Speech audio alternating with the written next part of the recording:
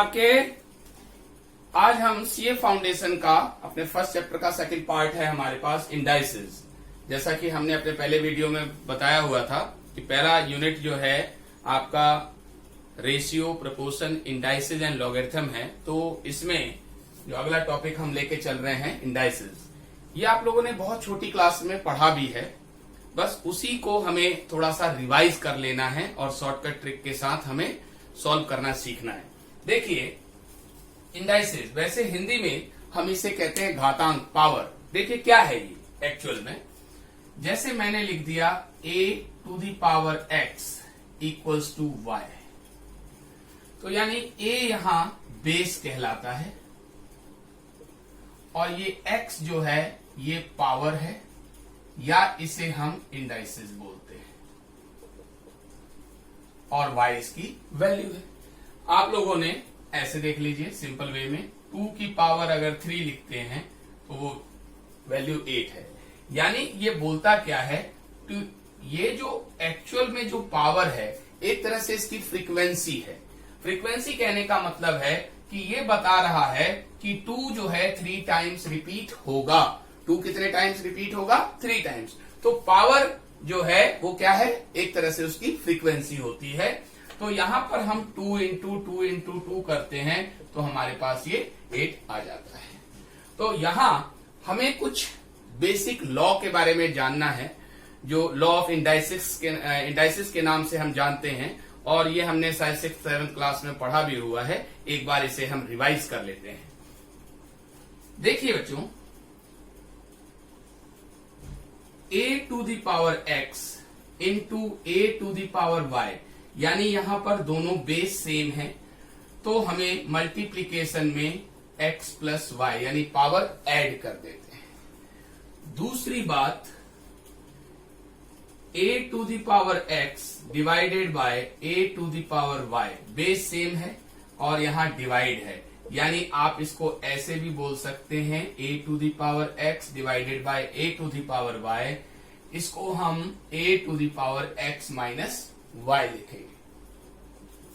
तीसरी बात, किसी भी जैसे a to the power x, उसकी पावर भी अगर y है, तो पावर के ऊपर जब भी पावर होता है तो हम पावर का क्या करते हैं, मल्टीप्लीकेशन कर देते हैं, a to the power x y हो जाएगा।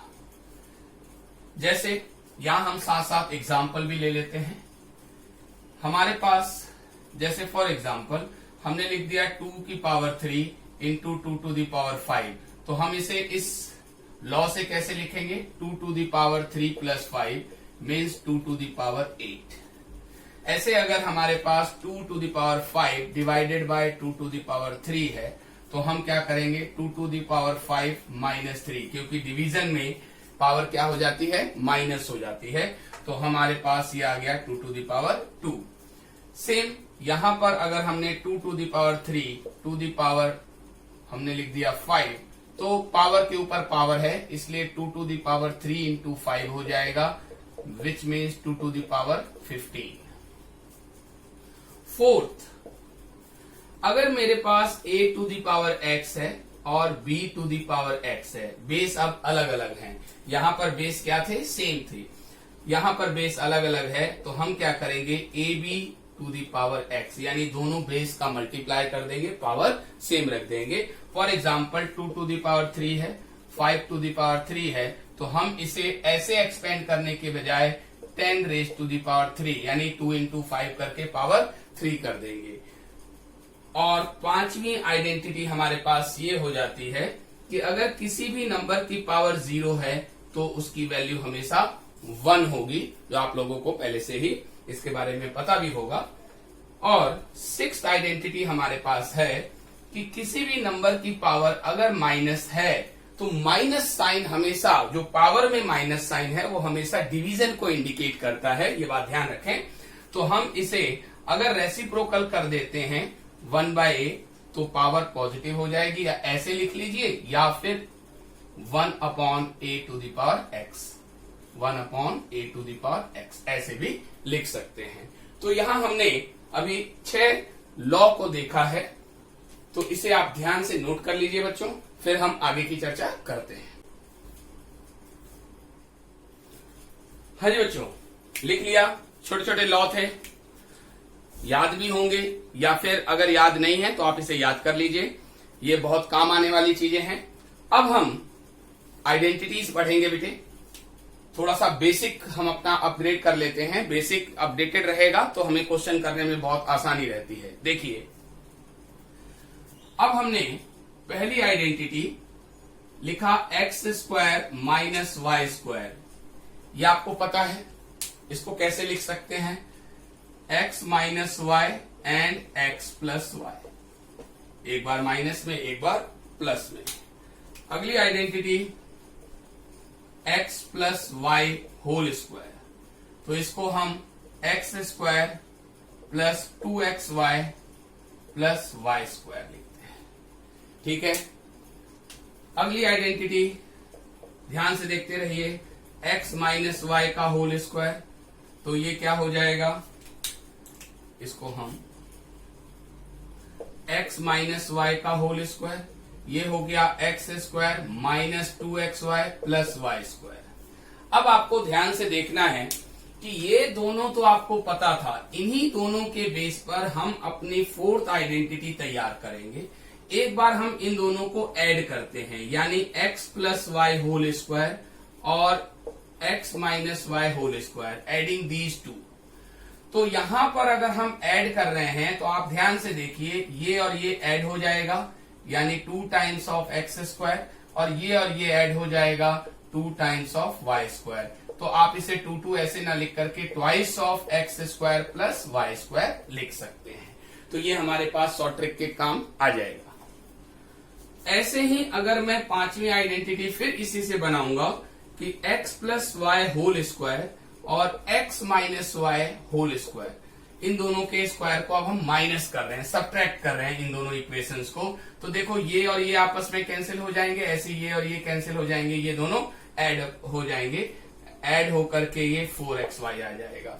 तो यानी कि सेम टर्म का, यानी कि x और y के सम का स्क्वायर और x माइनस वाई का जो डिफरेंस है, यानी x माइनस वाई का होल स्क्वायर का जो डिफरेंस आएगा वो हमेशा 4xy आएगा। अब अगली आइडेंटिटी हम जो है 6th लिखेंगे, x प्लस वाई का होल क्यूब। ध्यान से देखिए बच्चों, x cube plus y cube plus 3xy, और यहां हो गया x प्लस वाई। आप इसे एक्सपेंड भी कर लिख सकते हैं, 3x square Y plus 3xy square, परंतु हम ऐसे ही लिखेंगे, याद रखने में आसानी होती है। प्लस के लिए सारे प्लस के होंगे, और माइनस में जब हम लिखेंगे तो सारे माइनस के लिखेंगे। इनमें जितने भी प्लस हैं, जहां जहां वहां माइनस लगा देंगे। खैर, अभी हम यहां से एक और आइडेंटिटी बनाने की कोशिश कर रहे हैं कि अगर मैं x cube plus y cube की वैल्यू यहां से निकालना चाहूं, तो x cube plus y cube की जो वैल्यू हो जाएगी वो क्या हो जाएगी? ये तो एक्स प्लस वाई का होल क्यूब है, ये वाला, और ये उधर से इधर आएगा, तो भैया ये प्लस है, ये प्लस जब उधर से इधर आएगा तो क्या हो जाएगा? बॉर्डर क्रॉस करेगा तो भाई माइनस में बदल जाएगा। किसी में बदल जाएगा? माइनस में। तो हमारे पास यहीं से एक और आइडेंटिटी तैयार हो गई कि ए क्यूब प्लस या x cube plus y cube is equal to x plus y का whole cube minus 3xy and x plus Y. एक चीज और मैं आपको बताना चाहूंगा, ये x cube plus y cube का फैक्टराइजेशन फॉर्मूला होता है एक, x plus y x square minus x y plus Y square. ये भी कभी कभी यूज हम कर सकते हैं जहां जैसी नीड होगी। तो ये हमारा फैक्टराइजेशन फॉर्मूला है, यानी कि अगर आप इसको मल्टीप्लाई करेंगे तो ये आ जाएगा। ठीक है बच्चों, तो यहां हमने कितनी बातें देखी? 6 और 1 7 और 8 आइडेंटिटी, और हम आपको आइडेंटिटी बताएंगे। तो ये सभी बातें हमने प्रीवियस क्लासेस में पढ़ी हुई हैं। थोड़ा सा हम जो है इसको रिवाइज कर रहे हैं, क्योंकि अभी हम इंडाइसिस के बेसिक कॉन्सेप्ट के बारे में बात कर रहे हैं बच्चों। तो इसे नोट कर लीजिए, फिर आगे की चर्चा करते हैं। हाँ जी बच्चों, अब हमारे पास नेक्स्ट आइडेंटिटी का जो है समय आ गया है लिखने का। तो अगली आइडेंटिटी हमारे पास है x माइनस वाई का होल क्यूब। इससे हमारे पास आ जाएगा x cube minus y cube minus 3xy और साथ में x माइनस वाई। जब प्लस वाला लिख रहे थे तो सारे प्लस के थे, अभी ये सारे क्या हैं, माइनस के हैं, यानी याद रखने में आपको आसानी होगी। अब यहां से हम फिर एक और आइडेंटिटी बनाएंगे इसी की हेल्प से। तो x cube minus y cube को हम क्या लिख सकते हैं, x minus y whole cube, और ये माइनस का इधर आके प्लस हो गया और ऐसा बन गया। ऐसे ही एक और फैक्टराइजेशन का फॉर्मूला लिखेंगे, x cube minus y cube is equal to x minus Y and x square plus x y plus Y square. ठीक है जी, तो हमें ज्यादा आइडेंटिटी की जरूरत नहीं है और फिर हम क्वेश्चन के साथ जो है देख लेंगे। अगर कोई और नई आइडेंटिटी आएगी तो हम उसमें ही उस समय आपको साथ साथ बता देंगे। तो इतनी बेसिक आइडेंटिटीज आप याद करिए, याद रखेंगे तभी जाकर के आप क्वेश्चन को जल्दी जल्दी कर सकते हैं, कॉन्सेप्ट को समझ पाएंगे। ठीक है बच्चों, तो अब हम लोग क्वेश्चन स्टार्ट करते हैं। इसको नोट कर लीजिए आप लोग।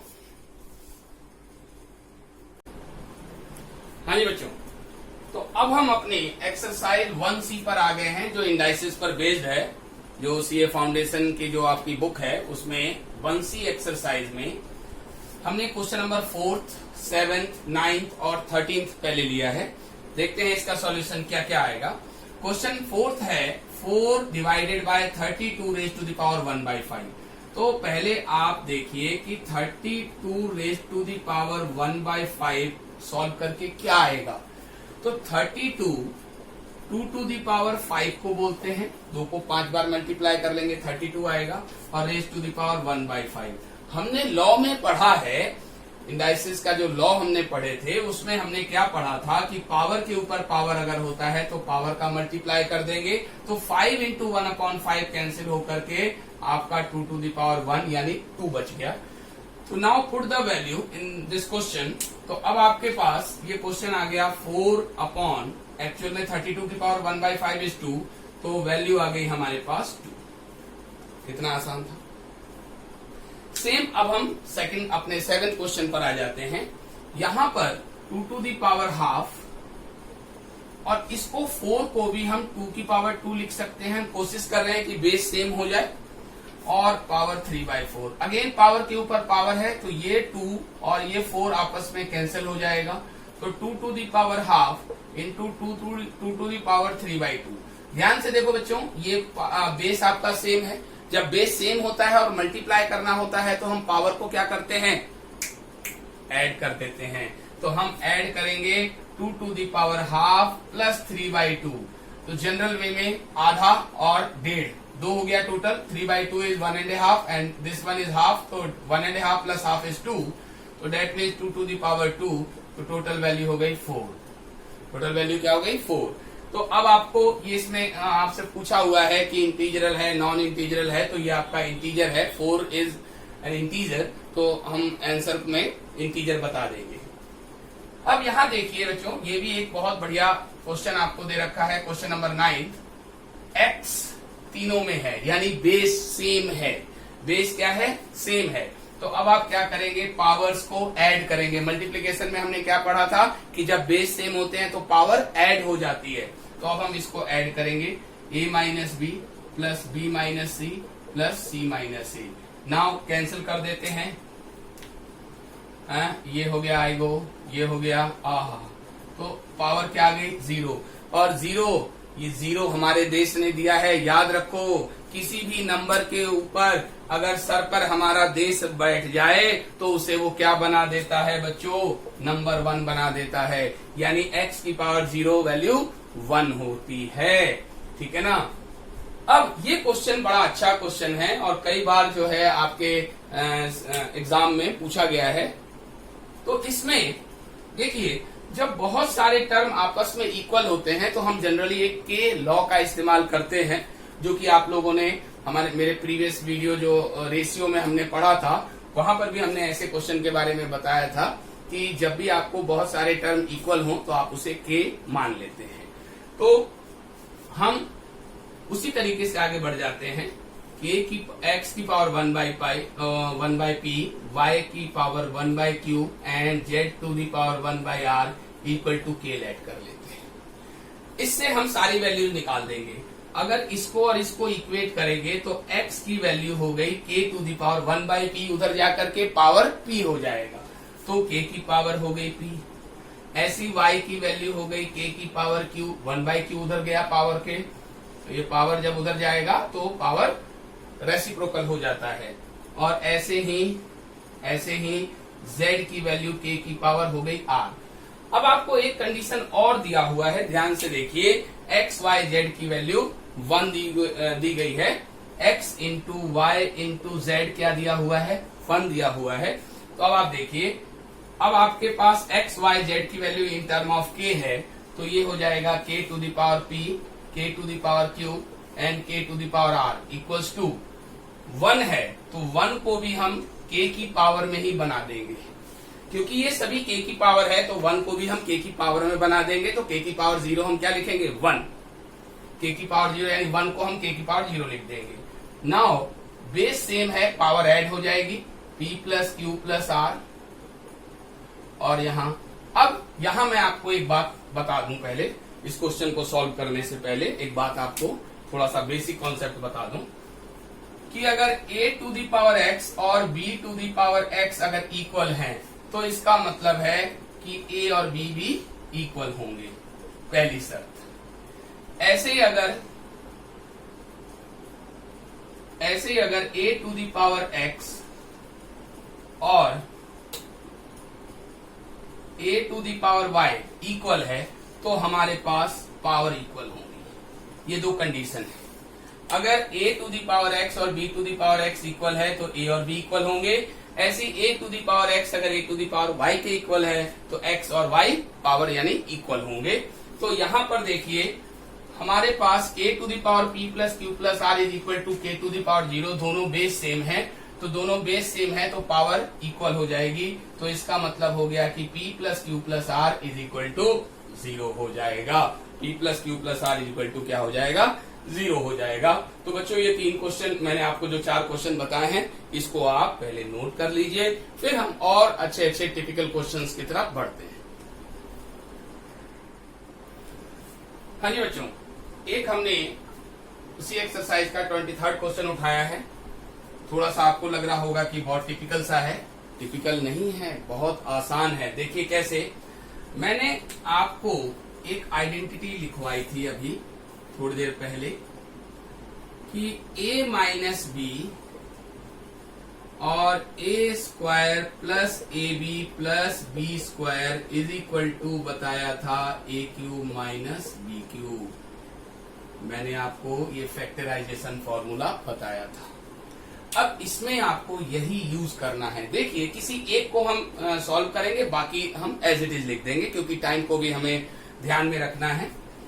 तो यहाँ पर डिवाइड है बच्चों, तो डिवाइड है तो आप इसको लिख सकते हैं x की पावर l माइनस m, और यहाँ हो गया l square plus l m plus m square. ध्यान से देखिए, ये a minus b, a square plus a b plus b square जैसा नजर आ रहा है। पावर के ऊपर पावर जब होती है तो पावर का मल्टीप्लाई करना होता है, यानी कि अब इस आइडेंटिटी के थ्रू हम इसको लिख सकते हैं x raise to the power l cube minus m cube. बस आपका क्वेश्चन खत्म। इतना आप समझ गए तो बाकी इस क्वेश्चन में तो कुछ भी नहीं रखा है। कैसे, देखिए नाउ अब हम इस क्वेश्चन में लिख सकते हैं x raise to the power l cube minus m cube.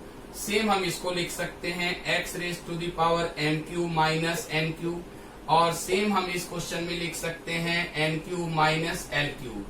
और आपको तो पता ही है, जब बेस सेम होता है तो पावर क्या हो जाता है, ऐड हो जाता है। तो ऐड हो जाता है तो ये हो गया l cube minus m cube plus m cube minus n cube plus n cube minus l cube. अब आई गो कर दो, ये देखो काउंट, ये इससे कट गया, कितना बढ़िया है, x की पावर 0 और ये वैल्यू हो गई 1। तो बहुत आसान है बच्चों, केवल आपको ये कॉन्सेप्ट ध्यान रखना है, इससे आप विद इन 10 सेकेंड्स में ये क्वेश्चन कर पाएंगे। ठीक है बच्चों, नोट कर लीजिए। नेक्स्ट क्वेश्चन बताते हैं।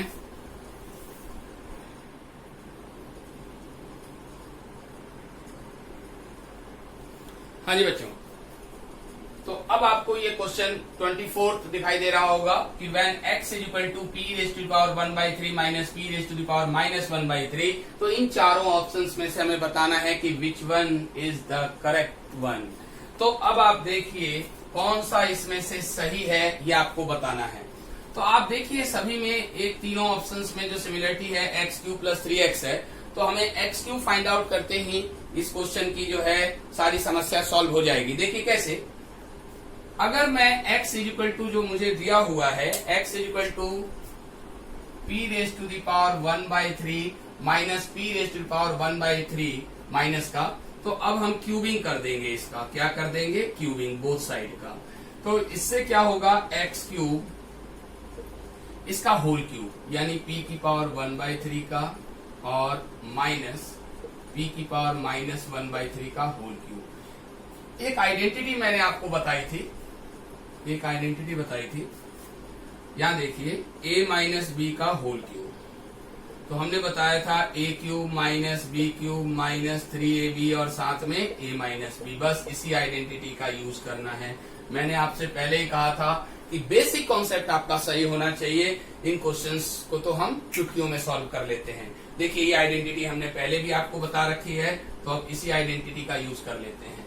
ये x³ है यानी p की पावर 1/3 यानी x का क्यूब, a का क्यूब बोल सकते हैं, माइनस b यानी p की पावर -1/3 उसका भी cube, minus 3p raise to the power 1/3 into p raise to the power -1/3 and a minus b, that means p raise to the power 1/3 and p raise to the power -1/3। ध्यान से देखना है बेटे, ये आपस में ही कैंसिल हो गया क्योंकि पावर 1/3 और एक में पावर -1/3 है।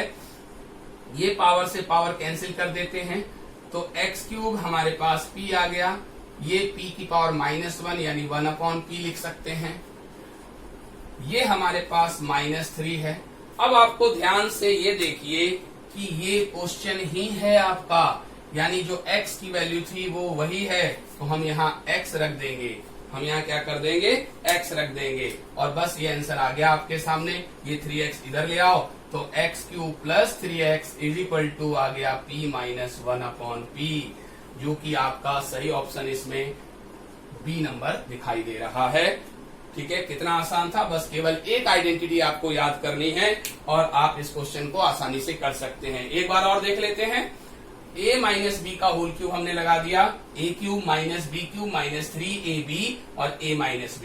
ये आपस में ही कैंसिल आउट हो गए क्योंकि एक पावर पॉजिटिव है एक पावर नेगेटिव है, तो ये दोनों कैंसिल आउट हो गया। और ये टर्म हमारे पास x दिया हुआ था, मैंने इसको x रख दिया और x रखते ही ये इधर आ जाएगा, तो माइनस का 3x इधर आके प्लस हो गया। हमारे पास वैल्यू p - 1/p आ गई, जो कि आपका ऑप्शन नंबर बी है। ठीक है बच्चों, नोट कर लीजिए। हाँ जी बच्चों, देखिए अभी हमने एक सबसे बड़ा क्वेश्चन उठाया है, जो इस क्वेश्चन को देखने पर बच्चों की हार्ट बीट बढ़ जाती है। मैंने जनरली देखा है, जैसे इस क्वेश्चन का नाम लेते हैं हार्ट बीट, सर ये कैसे होगा? अरे बिल्कुल होगा, बहुत आसान है, बस एक पार्ट को सॉल्व करना है और बाकियों को हम एज इट इज लिख देंगे। देखिए कैसे करना है। देखो बच्चों, 1/, अगर मैं इसको लिखना चाहूं, केवल एक को ही सॉल्व करना है बेटे, बाकियों को हम एज इट इज लिख देंगे। 1 + a to the power m upon a to the power n, हम इसको ऐसा लिख सकते हैं क्योंकि पावर माइनस में है, तो बेस सेम करके हमने डिवाइड में लिख दिया। और a raise to the power m upon a raise to the power p हो गया। बस अब आपको यहाँ केवल सिमिलरिटी देखनी है कि इस क्वेश्चन में हमें क्या मतलब कैसे करना है, ये यहाँ से पता लग जाएगा।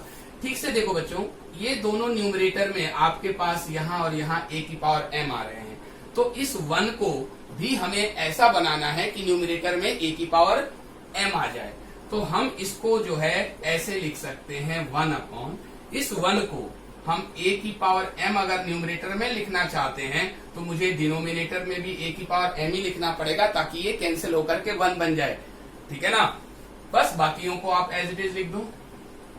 बाकियों को एज इट इज लिखना है बच्चों, a की पावर m अपॉन a की पावर n और a की पावर m अपॉन a की पावर p। ध्यान दें, अब ये अगर मैं कॉमन ले लूं, तो मेरे पास कुछ ऐसा आ जाएगा, a की पावर m कॉमन आ गया। तो यहाँ 1 थोड़ा सा ब्रीफ कर देते हैं ताकि आपको समझने में आसानी रहेगी। a की power m 1/a to the power n और 1/a to the power p। अब ध्यान से देखिए, ये हमारा फाइनल बॉल है, इस पर हमें छक्का मार देना है। तो 1/a की पावर m को हम a की पावर -m भी तो लिख सकते हैं, नीचे से ऊपर ले जा करके, बिल्कुल लिख सकते हैं जी। और इनको भी हम ऊपर ले जाएंगे तो पावर हो जाएगी -m, यहाँ हो जाएगी -n और यहाँ हो जाएगी -p। ध्यान से देखो बच्चों, तीनों पावर आ गई हैं और पहले के ऊपर -m है। इनमें दोनों में जो m था वो ऊपर आकर के -m हो गया, तो इन दोनों में भी जो n है वो ऊपर जाके क्या हो जाएगा, -n हो जाएगा। बस अब आपको फाइनल शॉट मार देना है और काम खत्म, मैच आपका।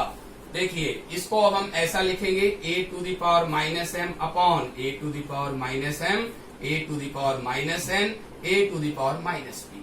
सिमिलरली ये क्या हो जाएगा, ये n पावर ऊपर चली जाएगी, a to the power -n, और यहाँ पर भी आपका a to the power -n, तीनों ही रहेंगे इसमें भी, a to the power -m और a to the power -p। Similarly यहाँ पर देखो p पावर ऊपर जाएगी, a to the power -p, तीनों ही नीचे रहना है, -p, -m और -m। बस खत्म हो गया। देखिए नीचे डिनोमिनेटर सेम है, जैसे ही आपने a to the power -m, a to the power -n और a to the power -p LCM ले लिया, तो जब नीचे तीनों में सेम है तो ऊपर वाला तो एज इट इज आ जाएगा। तो a to the power -m, a to the power -n और a to the power -p same है, काट पीट देंगे और आंसर आ गया 1। बच्चों कितनी देर लगी, कोई देर नहीं लगी और कोई ये डिफिकल्ट लेवल भी नहीं था, केवल आपको ध्यान से देखना है आपके फर्स्ट पार्ट को, बाकी दो पार्टों को हम एज इट इज लिख देते हैं। तो हमने यहाँ पर देखा कि mm था, तो मैंने यहाँ पर भी am/am बनाया, और am/am बनाने के बाद ऊपर का न्यूमरेटर हमने कॉमन लेकर के इसको भी न्यूमरेटर में ले गए, तो ये पावर -m हो गया। नीचे आपकी तीनों पावर है, mnp में क्वेश्चन चल रहा था तो mnp तीनों में है, तो इसका मतलब है कि डिनोमिनेटर में तीनों पावर सेम रहेंगी। एक के ऊपर m था, एक के ऊपर -n हो जाएगा, एक के ऊपर -p हो जाएगा, और ये सॉल्व होकर के 1 आ जाएगा। फटाफट से नोट कर लीजिए, फिर हम अगले क्वेश्चन की तरफ बढ़ते हैं बच्चों।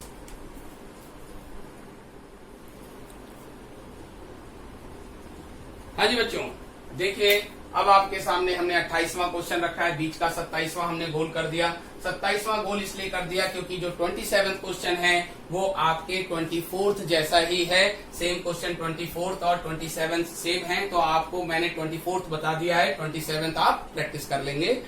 ऐसे ही फिर मैंने एक क्वेश्चन 29 उड़ा दिया है, 29th क्वेश्चन जो है वो 23rd जैसा है, बिल्कुल सेम है, आपके प्रैक्टिस के लिए छोड़ रखा है, आप उसे प्रैक्टिस में थोड़ा सा खुद कोशिश करेंगे तो आपको बहुत ही मजा आएगा। ठीक है, अब यहाँ पर हमने यहाँ पर ये क्वेश्चन है a की power x equal to b, b की power y equal to c, और ये हमें दिया हुआ है x y z। तो ध्यान से देखो बेटा, हम किसी एक को ले लेते हैं, बहुत सिंपल है। a की पावर x अगर b है तो यहां से अब हम सॉल्व करना शुरू करते हैं। a की वैल्यू क्या दी हुई है, c की पावर z और पावर हो गई x।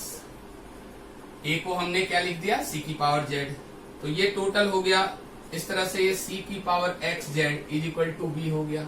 अगेन अब हम c की वैल्यू रख देंगे यहाँ पर, तो हमारे पास हो जाएगा c की जगह b की पावर y और x z, ये है b।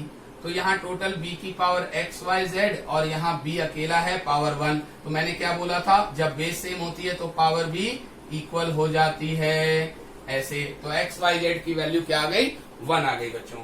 तो किसी एक को आप लेकर के, बाकी की जैसे हमने a की power x equal to b रखा है, ये हमने ले लिया। यहां से हमने एक बार a की वैल्यू इसमें पुट किया, फिर एक बार हमने c की वैल्यू पुट कर दिया, तो ये दोनों तरफ b की पावर में आ जाएगा। फिर आप पावर को इक्वेट कर सकते हैं बच्चों। ठीक है, इसे नोट कीजिए, फिर हम इसकी चर्चा करते हैं।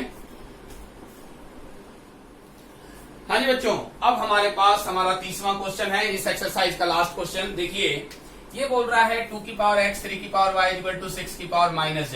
तो क्या मैंने बताया था, जब हमारे पास बहुत सारे टर्म आपस में इक्वल होते हैं तो हम उसे के मान करके सॉल्व कर लेते हैं, के लेट कर लेते हैं। तो अब यहां से देखिए, अगर मैं इसको और इसको इक्वल रखूंगा तो 2 की वैल्यू k की पावर क्या आ जाएगी, x उधर जाएगा, पावर क्या हो जाएगी, 1/x हो जाएगी। और ऐसे ही 3 जो है इसको इसके बराबर रखेंगे तो y उधर जाएगा तो k की पावर 1/y हो जाएगा।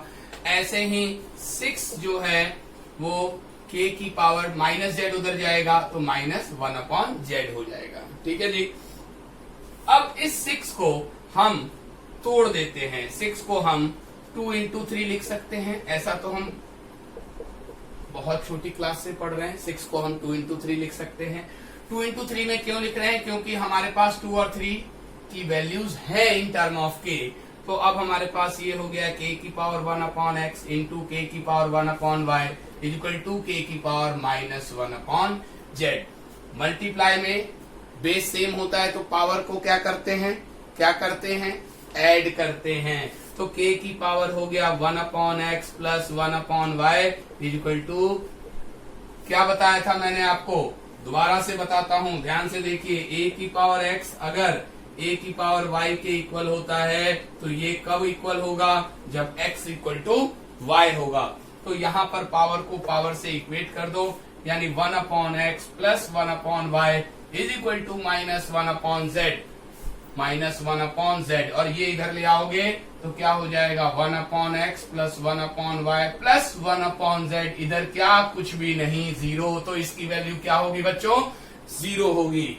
तो इस तरह से जो हमारे पास टिपिकल क्वेश्चन थे वो हमने आपको करा दिए। अब हम अपनी अगली वीडियो में आपको एडिशनल क्वेश्चंस पर हम चर्चा करेंगे। तो मेरे साथ इस वीडियो में बने रहने के लिए आपका बहुत बहुत धन्यवाद।